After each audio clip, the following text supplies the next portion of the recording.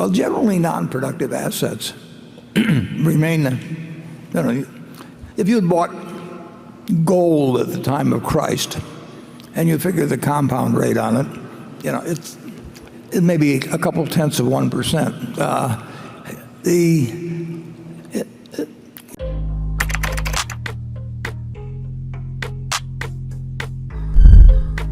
Hey guys, welcome to my Slice Info. In the last slide, we saw what Ray Dalio thinks about Bitcoin and how he sees it as a failed investment and how it doesn't have any future at all. And we also pointed out how wrong he is, or he was, about that. We don't know if he's changed his stance or if it's the same, but in the coming days and months and years, he will see that he was totally wrong. In today's slide, let's look at what Warren Buffett, who is another billionaire on Wall Street, also thought about Bitcoin and how they see Bitcoin as a failed investment. Watch. Factory investment. I mean, you look to the asset itself and what it produces for you. When we buy a business, we look at what the business earns and decide how we feel about it in terms of what we paid. But we are buying something that at the end of the period, we not only have what we bought in the first place, but we have something that the asset produced.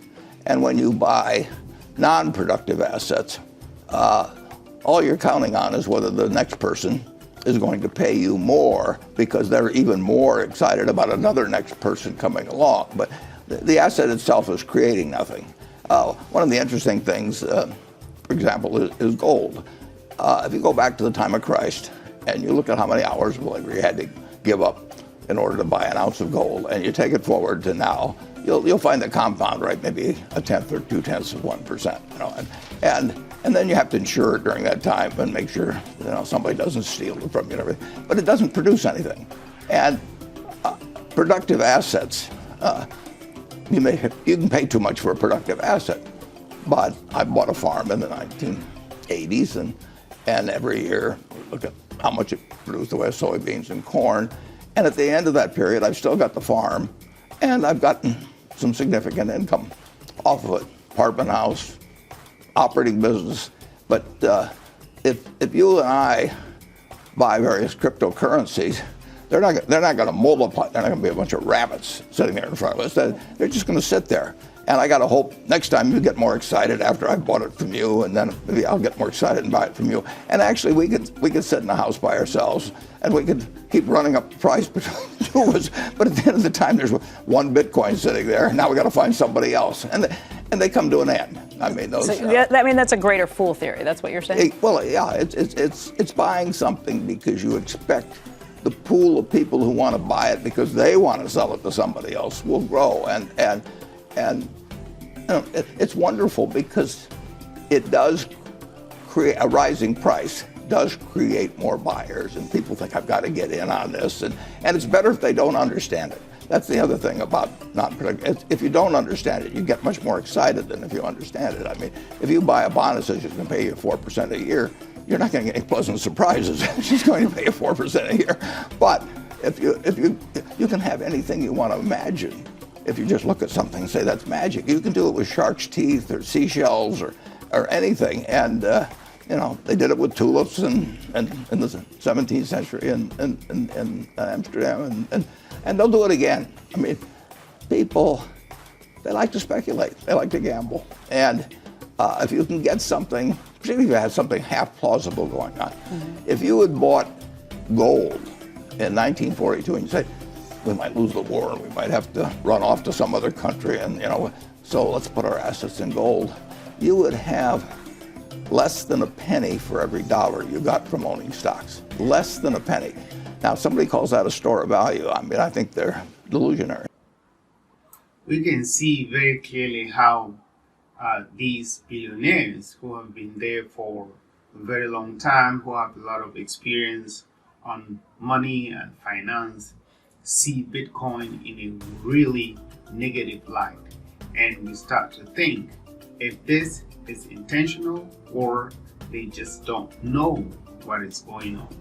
But my perspective is that they know where it's going. They know how powerful Bitcoin is, but Bitcoin is a threat to the status quo, which means that if these billionaires support Bitcoin, it could change the financial system, which is exactly why Bitcoin came up, to change the system. It's a whole revolution.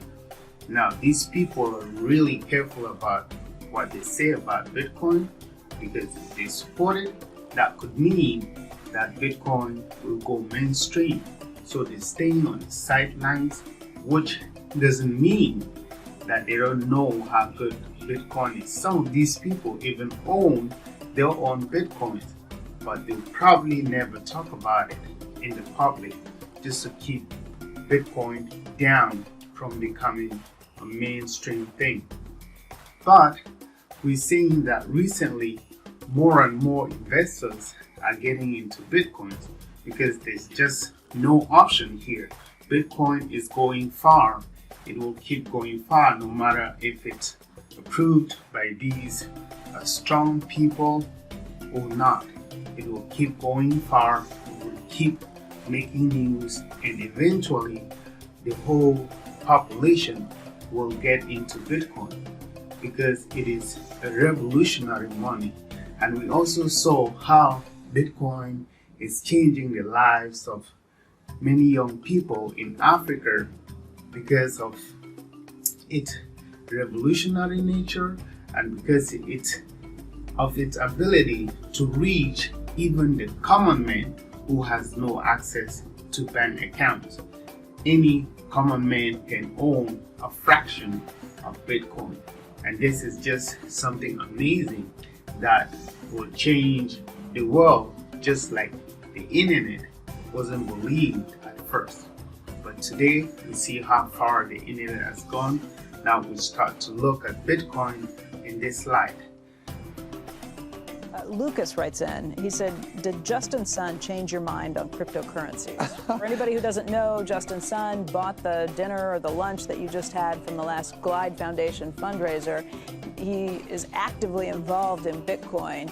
After that meeting, his PR people put out some notes saying that, you kind of listened to cryptocurrency and maybe you're a little more in tune with the idea of Bitcoin now. Well, I would say this. When Justin and 4 friends came, they behaved perfectly, and we had a good 3.5-hour dinner, and the whole thing was a very friendly exchange of ideas. But cryptocurrencies basically have no value, and they don't produce anything. So you can look at your little ledger item for the next 20 years, and it says you've got X of this cryptocurrency or that. It doesn't reproduce, it doesn't deliver, it can't mail you a check, it can't do anything. And what you hope is that somebody else comes along and pays you more money for it later on. But then that person's got the problem. But in terms of value, zero. So it sounds like he did not change your position. No, but I didn't change his either. And I had a very pleasant dinner, and those people they behaved more than well. And they gave Justin gave $4.6 million to Glide, and that will buy a lot of meals and provide a lot of beds for people in San Francisco. So I thank him. He gave you some Bitcoin. What's it feel like to be a Bitcoiner? I don't have any Bitcoin. You don't? No. So here we see a very strong determination to resist Bitcoin by this business tycoon.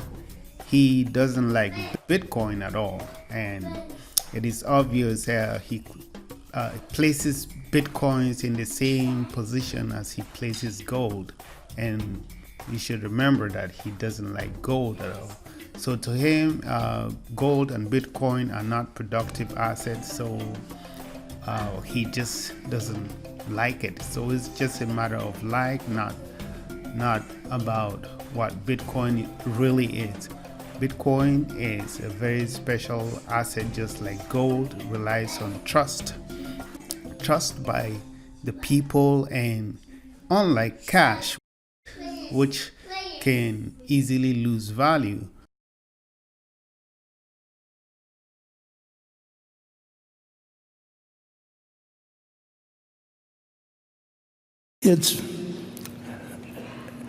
it essentially is not going to deliver anything other than supposed scarcity, because you can only mine so many.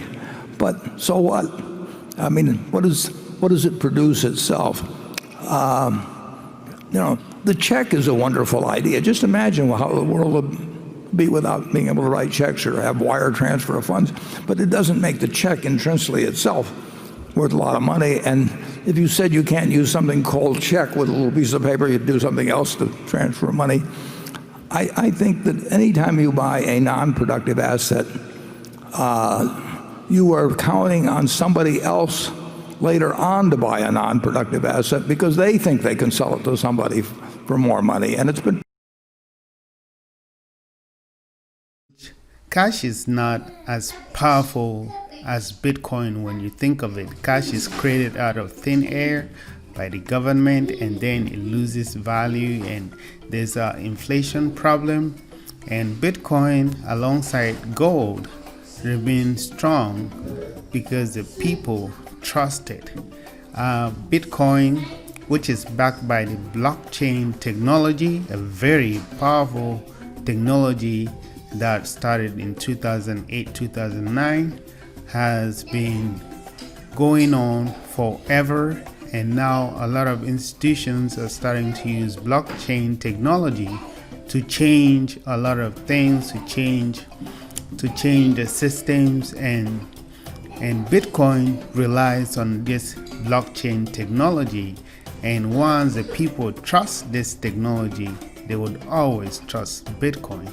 And this is what Bitcoin is backed by the technology, and it keeps going on this way.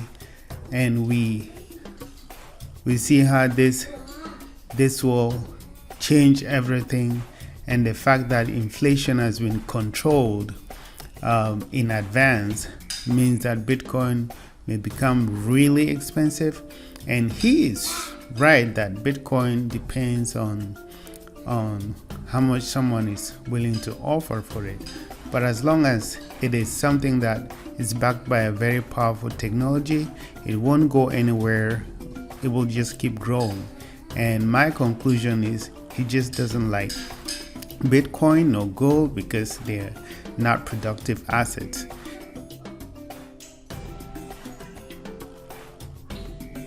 So to Warren Buffett, this is more about a personal preference than about the fact that Bitcoin is something amazing. It's just a preference for him, in the same way as he thinks about gold. It's pretty much the same way he thinks about Bitcoins, which doesn't change what Bitcoin will do or is going to do. Thank you for watching this video. I hope it was educative and helpful. And if you really enjoyed the video, please remember to subscribe, like, and share. Comment with your perspective on Bitcoin so we can keep bringing you more information in our next slides. See you in my next slides. Bye-bye.